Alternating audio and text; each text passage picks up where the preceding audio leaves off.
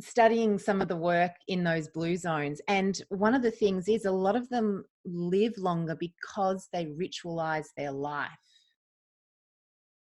So yes, Mm. they're thinking, well, you live to over 100 and you drink. Yeah, but I drink one drink at night. At the end of the day, it's a glass of wine or it's a brandy or it's a something, but there's a ritual about it. And it's got a purpose.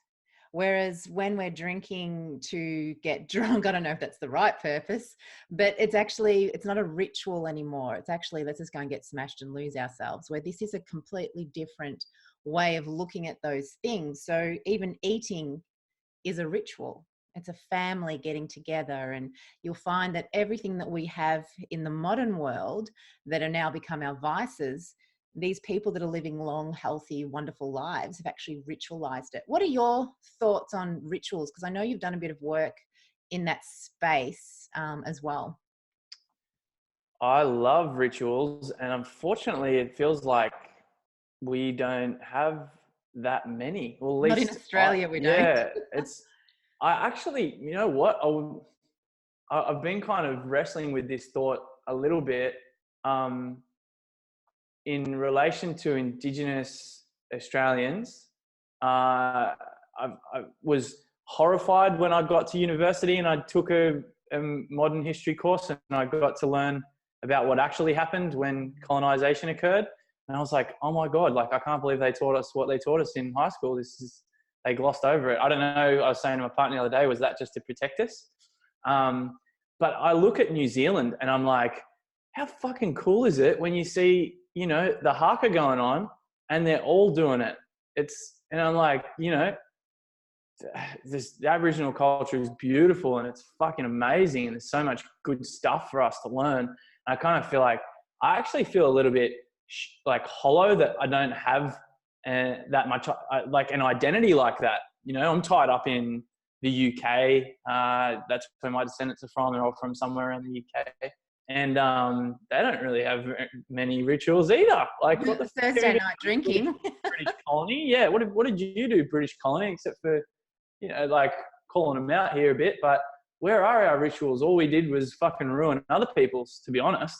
That's a bit of a pessimistic view, but I feel like, wow, like what an opportunity now that we have, because the people I know who are Indigenous Australians are so beautiful and welcoming for other people to join in. It's just that, obviously our government's not that great at trying to get that into their curriculum.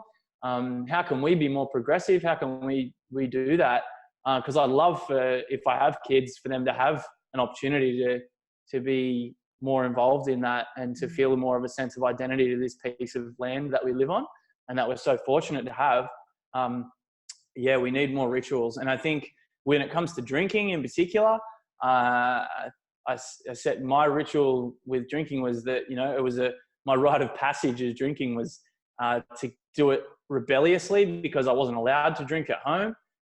It was to drink as much as I could to prove that I could do it, which I clearly couldn't when I was younger. And losing my virginity at schoolies, that was like a ritual. I was like, that's fucking terrible, actually. But hey, it happened, and it was, it is what it is. But it's like, well, cool. That gives us a point to sort of stand back and go, well, what was kind of wrong with that picture, and how can we shift that? And it's not to say, like, I don't want kids to not be able to go to schoolies. It's fucking fun, right? It was good. It was a good time. Coming of age in Australia, almost, isn't it? Exactly. Yeah, but that's not a coming of age. That's going and getting blacked out and stuff. But what can we do with our systems that we've currently got to invite? There's some people doing some fantastic work in this as well around Australia.